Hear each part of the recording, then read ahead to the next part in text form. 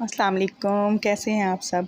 इश्क को है गिरा टीम क्लासिक किस number 12 episode credit goes to Buland Bakht, Aroosh Khan, साया नाज, प्रूफरेड बाय कनवा गाजी। So let's start.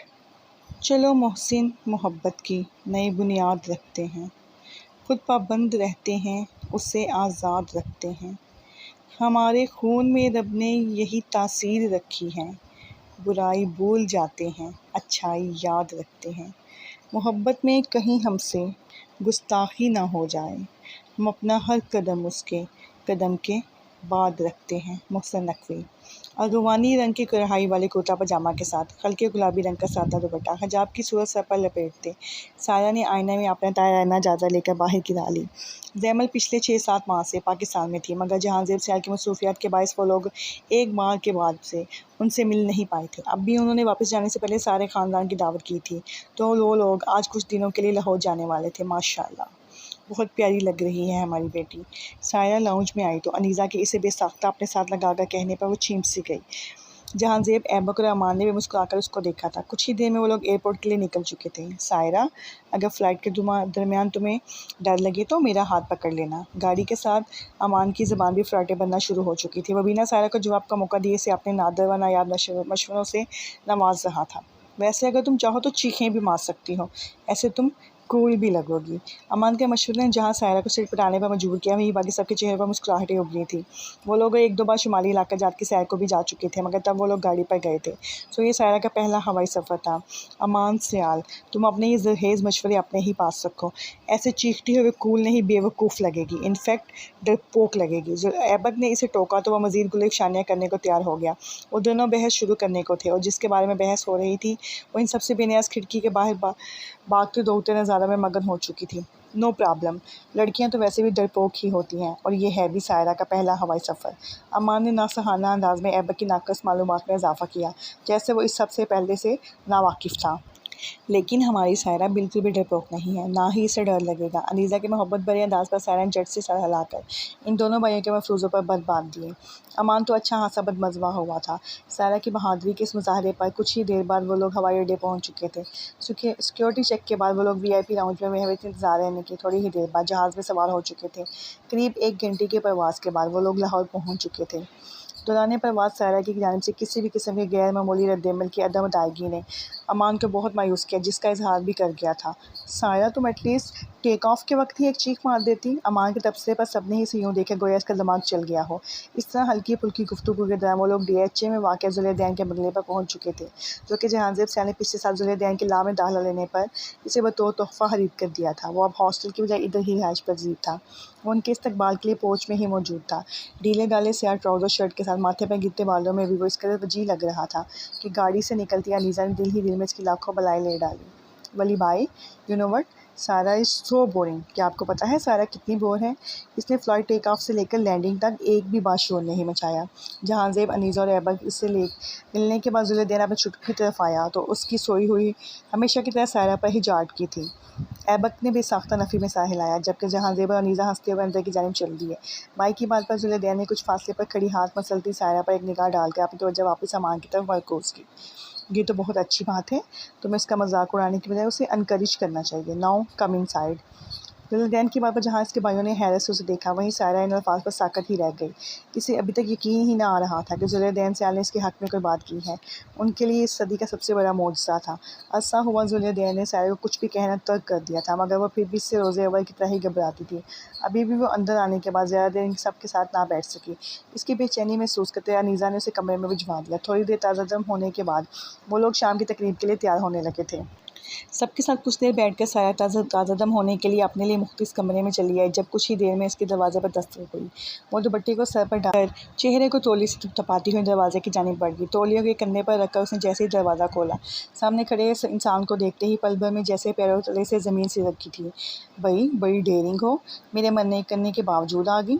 तुम्हें इतनी अक्ल है कि सोच सको कि जब एक इंसान किसी काम से मना करता है तो इसके पीछे कोई वजह हो सकती है, लेकिन नहीं, तुम्हें क्या, तुम्हें तो कोई फ़र्क ही नहीं पड़ता कौन सा तुम इस ख़ानदान की हो। इज़्ज़त तो हमारी ख़राब होगी। You always become a headache for me. वो जलकर बोलता इसका भी दिल जला गया। पल भर में सायरा का चेहरा सुर्ख हुआ। वो ज़ुल्फ़ैन की बातों का पस मंज़र समझने से कासिर थी। कुछ कच्चे पीले रंग के दुपट्टे के हाले में इसका तर्ज चेहरा भी ख़ज़ां की बारिश में भीगे हुए फूल जैसा लग रहा था, उदास और अफसुर्दा, जिसकी ताज़गी भी माहौल को खुशगवारी से रोशनास नहीं करवा सकती थी। मैंने कहा था कि यहाँ मत आओ तो तुम्हें समझ जाना चाहिए था कि मेरा इशारा किस जानिब है। वो तुम्हारे हक़ में बेहतर था, या तुम चाह रही हो कि मैं तुम्हारा चौकीदार बनकर घूमता रहूँ। मुझे अच्छे से अंदाज़ा है कि जो मैंने महसूस किया है वो तुमने भी यकीनन किया है, मगर फिर भी तुम्हारी यहाँ पर प्रेजेंस माफूकुल हिक्कल है। क्या कहा जा सकता है, क्या कहूँ अब मैं तुम्हें। वो हाथ झटक कर उसे सुनाई जा रहा था और सायरा हैरत से उसे तके जा रही थी। गले तक आए आंसू अब उसके ज़ब्त से निकलकर गालों पर भीगने लगे, बिल्कुल इस कीड़े की तरह जिसकी कोई कद्र व मंज़िलत नहीं होती। अभी आप कुछ भी मत कहें, आपको किसी ने यह हक़ नहीं दिया कि आप यूँ मुझसे बात करें। अगर आप आराम से कह देते कि ना आऊँ तो मैं ना आती, मगर आपके रवैये ने मुझे मजबूर किया है यहाँ आने के लिए। वो अपने आंसुओं को रगड़कर ऊंची आवाज़ में बोली, और शायद ये पहली दफ़ा था कि वो इस इल्ज़ाम तराशी के बाद ज़ुल्फ़ैन के सामने खड़े इसकी बात की मुखालफत कर रही थी। हाँ, मेरा रवैया तो तुम्हारे पैर पड़ा हुआ था ना कि आओ, अगर तुम ना आई तो इसका इंतकाल हो जाएगा। तुम्हारे पास हमेशा इतने बकवास रीज़न्स क्यों होते हैं सायरा खुद को बचाने के लिए। उसने नाक से मक्खी उड़ाई। वो ऐसा शख्स था जो किसी भी बंदूक के लिए अपना कंधा कतई तौर पर पेश नहीं कर सकता था, और अब भी वो खुद को बरी ज़िम्मा करार दे चुका था। बहुत से फासले पर कड़ा पाया गया था। क्योंकि मैं आप जितनी अक्लमंद नहीं हूँ, क्योंकि मैं सच्ची हूँ, क्योंकि मुझे नहीं समझ आती कि आप मुझे क्यों रोक रही हैं, क्योंकि मैं हिचकियों ने इसे मज़ीद कुछ नहीं बोलने दिया। ज़ुल्फ़ैन इसके आंसुओं पर हमेशा की तरह चिढ़ गया। ये तो तय है सायरा कि अब मैं तुम्हारी शक्ल भी नहीं देखूंगा, बदतमीज़। तुम्हारा नाम साया नहीं, द मोस्ट स्पॉइलर होना चाहिए। ज़ुल्फ़ैन अपनी भड़ास निकाल कर वापस पलट गया। इसे कोई फ़र्क नहीं पड़ता था कि वो इसे रुला आया है। इसे बस एक ही बात से मतलब था। इसकी बात नज़रअंदाज कर दी गई थी। सायरा इसके मोटे ही खांसी चेहरा पूंछे दूसरे से दरवाजे को ज़ोर से बंद कर गई, जिसकी आवाज़ उसके कानों के पर्दों में ताश पैदा कर गई। दरवाज़ा ठाक की आवाज़ से बंद होते ही दरवाजे पर एक बार फिर दस्तक हुई, जो कि बढ़ती ही चली गई। उफ़! ये ख़ौफ! सायरा की एकदम आँख खुली तो उसने खुद को भी बिस्तर पर पाया, जहाँ वो कुछ देर कबल ही थोड़ी देर आराम करने की गर्ज से लेटी थी। इस बार दरवाजे पर होने वाली दस्तक भी असली थी। सायरा झट से बिस्तर से उतरकर दरवाजे की तरफ बढ़ी। मैम कह रही हैं कि जल्दी से तैयार होकर नीचे आ जाएं।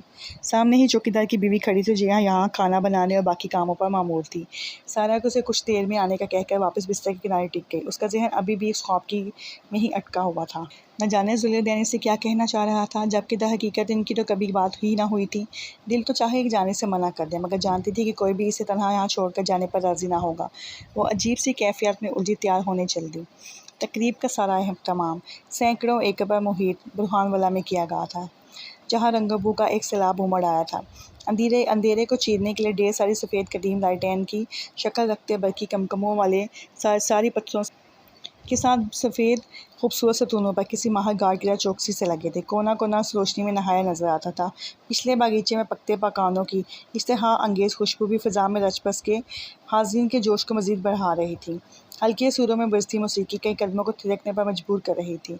मर्द और ख़वातीन टोलियों की सूरत में खुशगपियों में मसरूफ़ थे। इधर उधर भागते दौड़ते बच्चे तो इस महफ़िल की रौनक को चार चाँद लगा रहे थे। बावर्दी मुलाजिम हाथों में थाल लिए मेहमानों की तवाज़ुन में जुटे दिखाई देते थे। बुरहान और ज़ैमर बाहर मरकज़ी फाटक के साथ ही सब मेहमानों के इस्तकबाल के लिए मौजूद थे।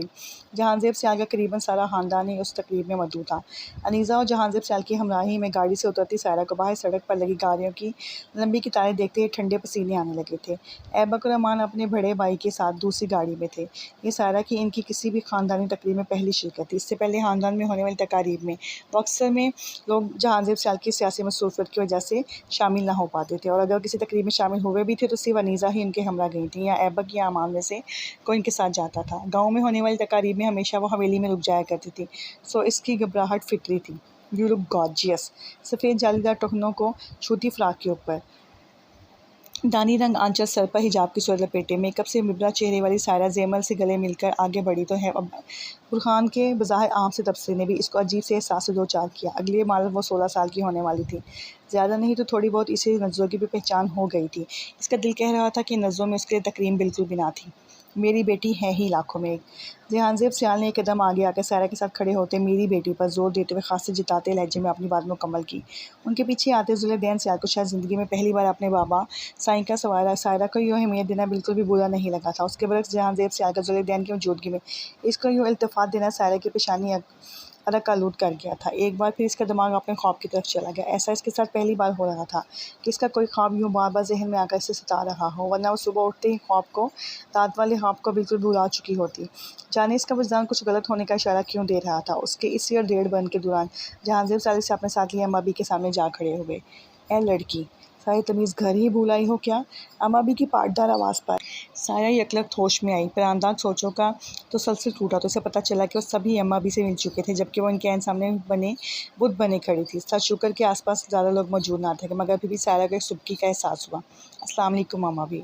साया ने इस लर्ज़ते हाथों पर आंखों में डर आने वाली नमी को पीछे धकेलते अम्मा बी को फौरी सलाम पेश किया, जिसका जवाब मैं फ़कत सर हिलाकर दे दिया गया था। तुम्हारा बाप तो बावला ही हुआ फिरता है। मैं पूछती हूँ क्या ज़रूरत है इस कलमुही को सबसे मिलाने की? सबको बता रहा है ये मेरी बेटी है। सबके आगे बढ़ जाने पर ज़ुलेदैन कुछ पल को उनके पास ही रुक गया, तो जहांज़ेब सियाल को किसी साया की तरफ करवाते देख अम्मा भी तनफ़्फ़ुस से गोया हुई। ज़ुलेदैन एक नज़र उनकी निगाहों के ताक़ुब में देखते चेहरे पर एक मुस्कुराहट के साथ वापस इनकी तरफ मुतवज्जा हुआ। अम्मा भी, बाबा साईं ने उसे बेटी कहा ही नहीं, माना भी है, तो फिर उसका तारुफ अपनी इस बेटी के हवाले से ही करवाएंगे ना। उसके बाद पर अम्मा बी को तो गशी का दौरा पड़ते पड़ते रह गया। कोयला इंसान के हाथों पर कालक ही मिलता है ज़ुलेदैन। मैं देख रही हूँ कि तुम दिन ब दिन इस कमज़ाद की हमायत करने लगे हो। नखुवत से कहते अम्मा बी ने कड़े तेवरों से उसे देखा था। अम्मा बी, हो सकता है जिसे हम कोयला समझते हैं वो दर हकीकत कोहिनूर हो, और वैसे भी ज़ात पात सब पुरानी बातें हैं, इस्लाम में इनका कोई जिक्र नहीं। ज़ुलेदैन मुसलसल अम्मा बी को झटके दिए जा रहा था, जो कि इनकी बातों पर अपने आप को होने वाली नागवारी पर खुद भी हैरान था। ये तुम मुझ पर अपनी वकालत ना झाड़ो। तुम सबकी ही मत मारी गई है जो यूँ इस खराफा के पीछे पागल हो रहे हो। अम्मा बी के गज़ब में तो गियानी आई थी। बेटी के घर तकरीब का ख्याल ना था, वो इधर ही सारा क्लट लेना शुरू कर देती। ज़ुलेदैन मज़ीद कुछ कहना चाहता था, मगर जहांगीर सियाल को इस जानी बातें देकर उठ खड़ा हुआ। ये तो सारा ख़ानदान ही साहिरा के पीछे तो अवला हुआ जा रहा है। लगता है अब मुझे ही कुछ करना पड़ेगा। अम्मा भी दिल ही दिल में खुद से मुखातिब होता, न जाने अब क्या करने का ठान रही थी। इनके दिमाग में पिनपते फतूर के मुतल्लिक़ अब वक्त ही बता सकता था। बहुत प्यारी लग रही हो, अलीज़ा ने सायरा के गले मिलते खुश दिली से कहा। मुझे छोड़ो, खुद को देखो, तुम भी कुछ कम नहीं लग रही। सायरा ने भी एक नज़र इसके सरापे पर डालते सताइशी अंदाज में कहा। अलीज़ा हमेशा के बरक्स आज पैरों को छूते फ़्राक के साथ बड़ा सा दुपट्टा कंधे पर डाले हुए थी, और इस पर यह लिबास खूब जच भी रहा था। Oh my goodness, it's a historical moment. मैंने ज़िंदगी में आज पहली बार 2 गर्ल्स को एक दूसरे की तारीफ़ करते देखा है। अमान की ज़ुबान में हमेशा की तरह खुजली हुई। इसके बाद वो सभी खिलखिला उठे थे। कुछ फासले पर मौजूद ज़ुलेदैन भी अपने चुटकू की जोहर अफशानी पर पूरे दिल से मुस्कुराया था। चलो आओ कि मैं तुम्हें इसी होशी में आइसक्रीम खिलाता हूँ। अमान की बात पर ऐबक उसके गले में बाजू डालकर उसे एक जानिब लगे आइसक्रीम के स्टॉल की तरफ ले गया। पीछे वो दोनों अपनी ही बातों में मशगूल हो चुकी थी। सायरा को बार बार खुद पर किसी की नज़रों का एहसास हो रहा था, मगर हर बार अपनी तरफ में देखने पर इसे कोई भी अपनी तरफ मुतवज्जो ना दिखाई देता। आई एम सॉरी आपी। वो दोनों बातों में मशगूल थी जब एक बच्चा हाथ में चॉकलेट आइसक्रीम थामे भागता हुआ आया, सीधा जाकर साया से जा टकराया। उसके सफ़ेद फ्रॉक पर चॉकलेट के दाग देखते ही वो बच्चा डरकर फौरी माजरत कर गया। उसके चेहरे के तासर साया को मुस्कुराने पर मजबूर कर गए। उसके अगले कदम पर आसपास मौजूद लोगों के साथ ही कुछ फासले पर खड़ा ज़ुलेदैन भी दंग रह गया, जबकि बाकी तीनों मुस्कुराते हुए उसे देख रहे थे। It's okay. नीचे बैठकर उस बच्चे का गाल चूमकर कहते हुए ज़ुलेदैन को बता खैरत में डाल गई। उसकी जगह कोई और होता तो इस बच्चे को 2-4 बातें तो ज़रूर सुनाता, मगर वो तो यूँ मुस्कुरा रही थी जैसे कुछ हुआ ही ना हो। इस बच्चे के वहाँ से जाने के बाद वो अलीज़ा से वाशरूम्स का पूछकर एक जानिब बढ़ गई। अलीज़ा उसे अपने साथ आने की पेशकश की, मगर वो इसे यही रुकने का कहकर खुद ही चली गई। ज़ुलेदैन की निगाहों ने दूर तक इसका पीछा किया। उसे अंदाज़ा ही ना था कि सायरा की इस हरकत पर मुसलसल मुस्कुरा रहा था। कुछ दूर बैठी अम्मा बी की नज़रें भी सिर्फ टिकी थीं, और अपने लाडले की यह मुस्कुराहट इन्हें कुछ हज़म ना हुई। इन्हें जल्द ही कुछ करना था। सायरा मुस्कुराते हुए तकरीब के लिए मुख्तलिफ हिस्से से निकलकर रहायशी हिस्से की तरफ बढ़ रही थी। लोग मुसलसल इधर से उधर आ जा रहे थे, मगर इस वक्त वहाँ कोई और मौजूद ना था। वो घरेलू अमारत से कुछ ही दूर थी। जब उसे कुछ अजीब सा एहसास हुआ, उसने मुड़कर देखना चाहा तो एकदम इसका पैर किसी चीज़ में उलझा। इससे पहले कि वह ज़मीन बोस होती, वो 2 मर्दाना हाथों ने उसे अपनी गिरफ्त में लिया। सहारा देने वाले को देखते ही सायरा के अंदर एक बड़की रोसी दौड़ी थी। उसने एक झटके से खुद को शख्स की गिरफ्त से निकालना चाहा, मगर मुकाबिल की पकड़ काफ़ी मजबूत थी। मैंने इर्द-गिर्द निगाह दौड़ाई, मगर इस वक्त उस हिस्से में कोई भी मौजूद ना था।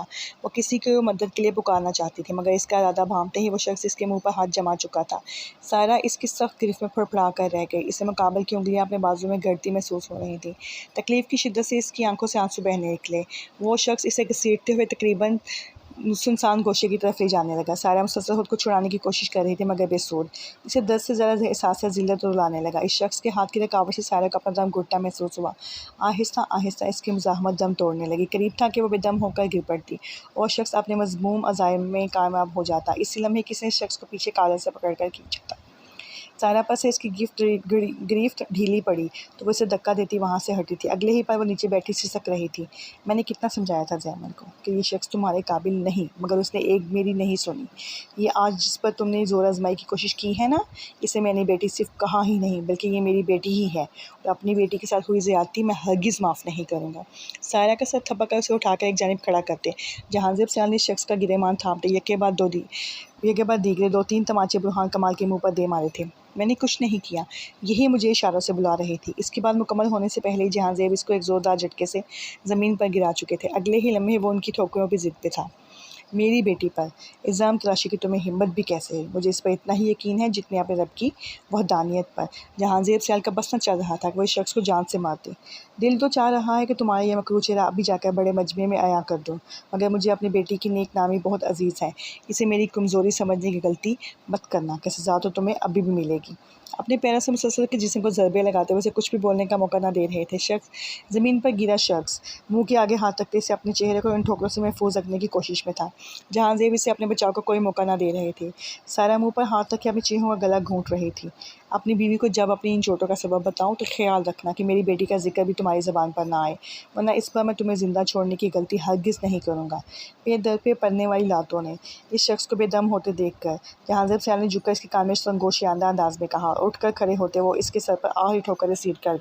दर्द इस कदर शदीद था कि वो शख्स एक बार अपनी आवाज़ दबा ना पाया था। फ़िज़ा में इसकी चीखों की बुलंद होती सदा पर जहांज़ेब फौरी तौर पर सायरा को साथ लेकर इस जानिब बढ़ गए जिस तरह वो शख्स उसे लेकर जा रहा था। उनके निकलते ही वहाँ मौजूद एक वज़ी नफ्स अपने आँखें पहुँचते तेज़ी से दूसरी जानिब अंधेरे में गुम हुआ था। जहांज़ेब जिस तरफ जा रहे थे वो रास्ता विला के पिछली जानिब बने दरवाजे को जाता था। शायद बुरहान का इरादा उसे यहाँ से ही गायब करने का था। वहाँ तक पहुँचने तक सायरा के साथ जवाब दे चुके थे। गाड़ी तक का फासला उसने बड़ी मुश्किल से तय किया था। अंदर की निस्बत बाहर एक गंभीर सन्नाटा था। इसे पिछली सीट पर लेट जाने का कहकर जहांज़ेब सियाल ने अपनी कमीज़ की जेब से फ़ोन निकाला। ज़ुलैदैन, अपनी माँ अम्मा जान और दोनों भाइयों को लेकर फ़ौरन पहुँचो। कोई पूछे तो कह देना कि मुझे फ़ौरी कहीं जाना पड़ गया है, सायरा मेरे साथ ही है। जहांज़ेब मुख्तसर अल्फाज में ज़ुलैदैन को हदायत देते वापस बेसुध पड़ी सायरा की तरफ मुतवज्जा हुए। उन्होंने पिछली सीट पर धरी पानी की बोतल से कुछ पानी लेकर इसके मुँह पर छींटे मारे, जो लेटते ही खुशो-हिद से बेगाना हो चुकी थी। कसमसाकर होश में आती एकदम उठ बैठी। रिलैक्स, तुम महफूज हो। अभी तुम्हारी अम्मा जान और भाई आ रहे हैं। किसी से भी कुछ भी कहने की ज़रूरत नहीं, मैं हूँ ना, सब संभाल लूँगा। गाड़ी की अंदरूनी बत्ती जलाकर इसके साले सर को हौले से झपकते जहांज़ेब सियाल ने उसकी हिम्मत बंद आई जो मुसलसल सिसक रही थी। बावजूद ज़ब्त के आंसू इसकी आंखों से बहते जा रहे थे। जहांज़ेब मुसलसल इसके सर थपक रहे थे। जहांज़ेब, सब खैरियत तो है ना? ये सायरा रो क्यों रही है? कुछ ही देर में वो लोग बाहर आ चुके थे। पिछली सीट पर बैठी सायरा के मुतरम चेहरे को देखते ही अनीज़ा परेशान हो उठी। बाकी तीनों भी तेज़ी से आगे आए।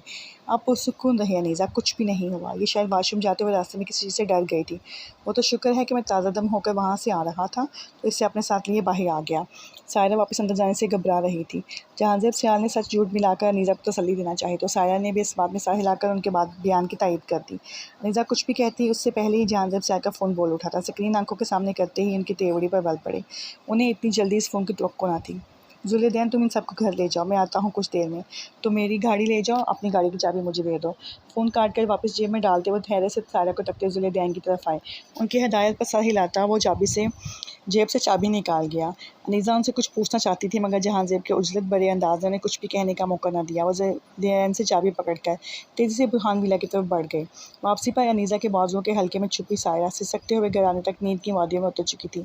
अमान ने उसकी हालत के पेश नज़र कुछ भी कहने से गुरेज बरता। ज़ुलैदैन की बेचैन निगाहें गाड़ी चलाने वाले के दौरान सायरा के चेहरे का तवाफ़ करती रही थी। इसके साथ बड़ा जवान ऐबक की खासा संजीदा दिखाई देता था। घर आने के बाद अनीज़ा सायरा के ही कमरे में रुक गई, जिसकी नींद भी खासी बेचैन थी।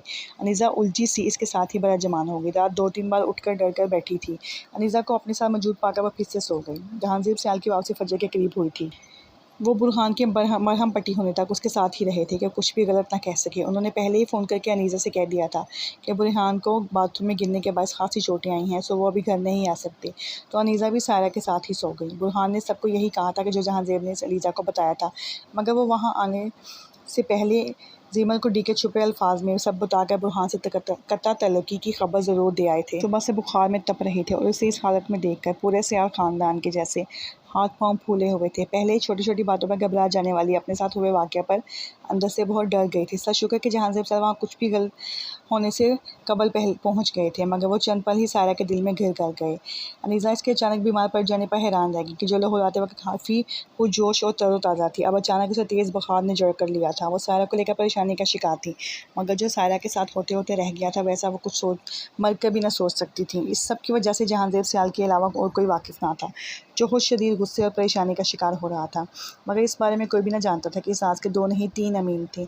जहांज़ेब सियाल को आज बहुत वक्त बाद एक बार फिर सायरा के साथ हुई हर ज़्यादती की वजह अपना ख़ानदान लगा। चाहे वो उनकी गफलत से होने वाली सायरा के बाप मुंशी खुदा बख्श की मौत थी, या फिर अम्मा बी की नफरत में सायरा के साथ होने वाला जुल्म, या फिर ज़ुलेदैन की जानिब से हुई नाइंसाफ़ी।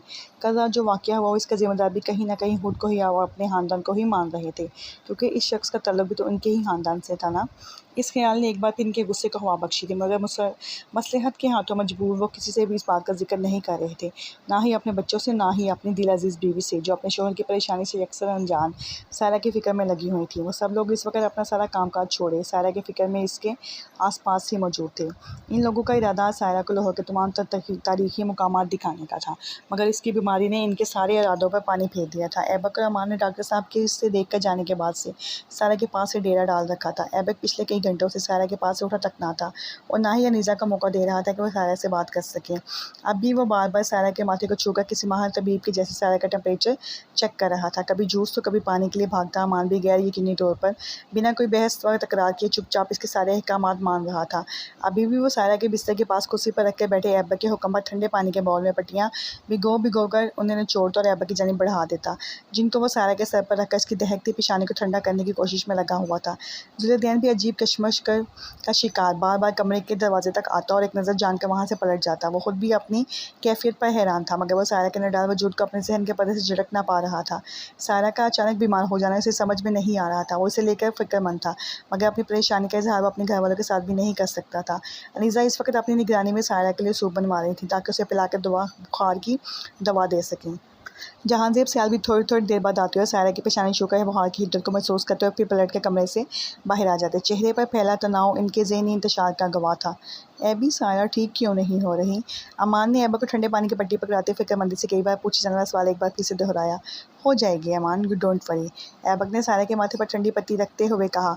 वो खुद भी सायरा को लेकर खासा परेशान था, मगर अमान की फ़िक्रमंदी पर बार बार इसे यही दिलासा दे देता। तुम ऐसा करो, जाओ बाउल में दोबारा से ठंडा पानी लेकर आओ।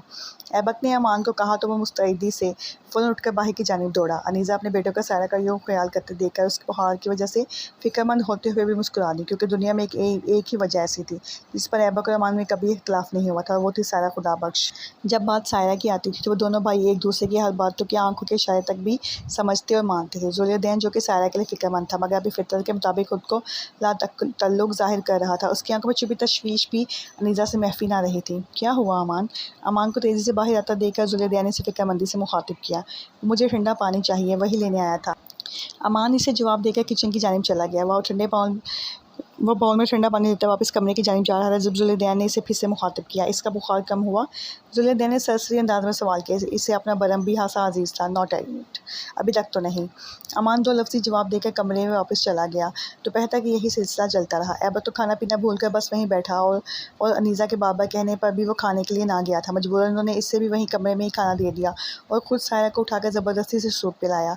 वो नकाहा ज़रा सी आवाज़ में बार बार सूप पीने से मना कर रही थी, मगर अनीज़ा ने बहुत प्यार से समझा बुझाकर इसे इतना सूप पिला दिया था ताकि इसे दवा दे सके और पुरसुकून होकर सो जाए। कुछ खाया इसने?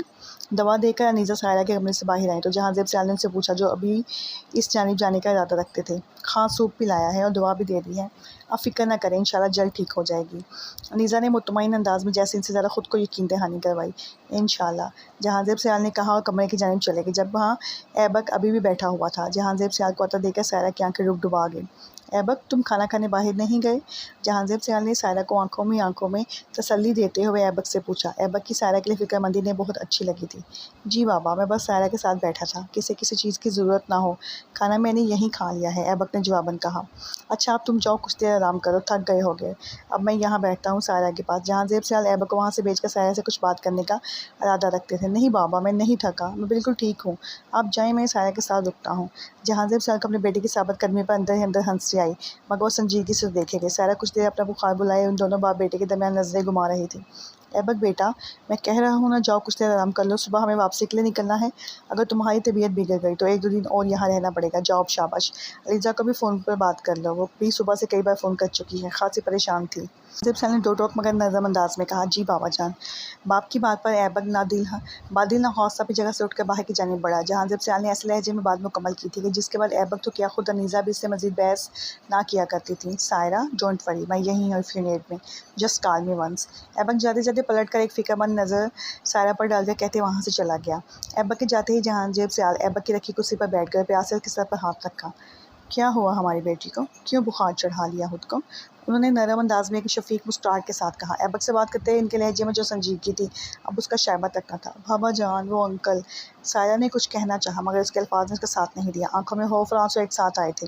कुछ भी तो नहीं हुआ बेटा, सब बिल्कुल ठीक है। आप अपने बाबा साईं के साथ बिल्कुल सही सलामत हैं, और जब तक मैं ज़िंदा हूँ, कोई मेरी बेटी को बुरी नज़र से देख भी नहीं सकता। जहांज़ेब सियाल ने सायरा के साथ थपक कर उसे तसल्ली देते हुए कहा। सायरा के खुद को नम आंखों से देखने पर मज़ीद गोया हुए।